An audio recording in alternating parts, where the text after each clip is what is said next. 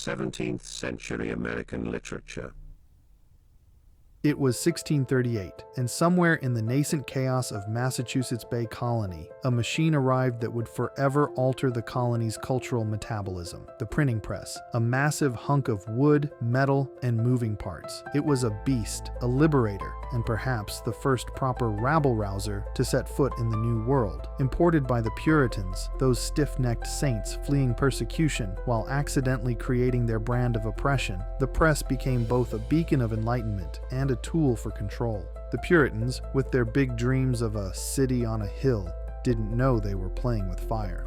What they wanted was moral order, sermons, and the occasional hymnal. Instead, they got something far more anarchic: the spark that would ignite centuries of dissent, debate, and the glorious mess we now call freedom. The Puritans didn't bring it to create a free press. They brought it to make a godly one. Yet, the machine refused to be tamed. By the 1640s, the Bay Psalm book was being cranked out in Cambridge. A spiritual bestseller, to be sure, but the press was already showing signs of rebellion. By the time Pennsylvania got one, it printed works in German. To the English-speaking Puritans, this must have felt like opening a can of worms. Print culture began to mirror the colonies: chaotic, polyglot, and impossible to pin down. It was both a unifier and a disruptor, amplifying theological debates while fanning the flames of factionalism. The authorities, of course, tried their hand at censorship, but the press had other ideas. Like a mischievous godchild, it kept spilling ink where it wasn't wanted, printing pamphlets, opinions, and eventually broadsides that would thumb their noses at crowns and crosses alike.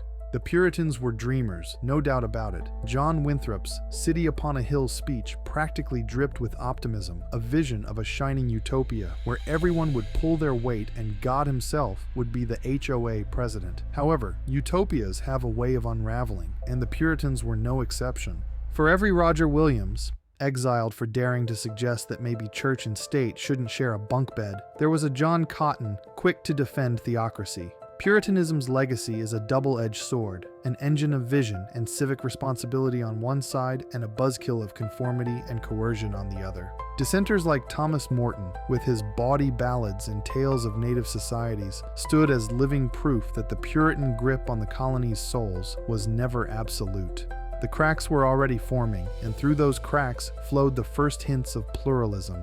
The early printing press wasn't just a machine, it was a mirror reflecting the messy soul of the colonies. It gave voice to the voiceless while exposing them to suppression. This paradox isn't just historical trivia, it's the human condition. As it turns out, liberty isn't a finish line, it's a treadmill. The Puritans' struggles with pluralism hold a dark comedy for modern audiences. Here were men and women who had fled intolerance only to build their little intolerance factories. But their failures also carry lessons. The need for safeguards against dogmatism, the importance of education, and the value of dissent as the yeast in the bread of democracy. These are not just historical lessons, but a call to action for us to build a more tolerant and educated society. History isn't a tidy narrative. The story of early American printing and Puritan ideals is no different. It's a tale of wild aspirations, crushing hypocrisies, and unintended consequences, all played out in the flickering light of a nascent civilization. These unintended consequences, often overlooked, are the true lessons of history. So, what do we take from it all? That liberty is messy, that knowledge is power, and that pluralism, as grating as it can be, is the only way forward. The Puritans may have tried to script the future, but the future prefers improvisation. It's the dissenters, the ones who dared to challenge the status quo, who truly shaped the future.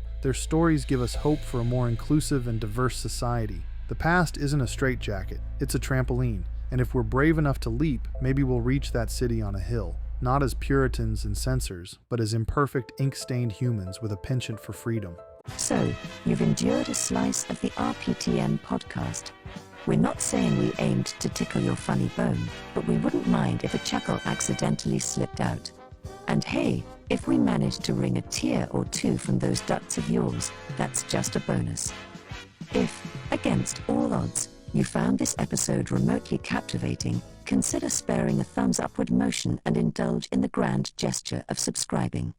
Who knows, you might subject yourself to more of our potentially mind-stirring tete-a-tete in the future.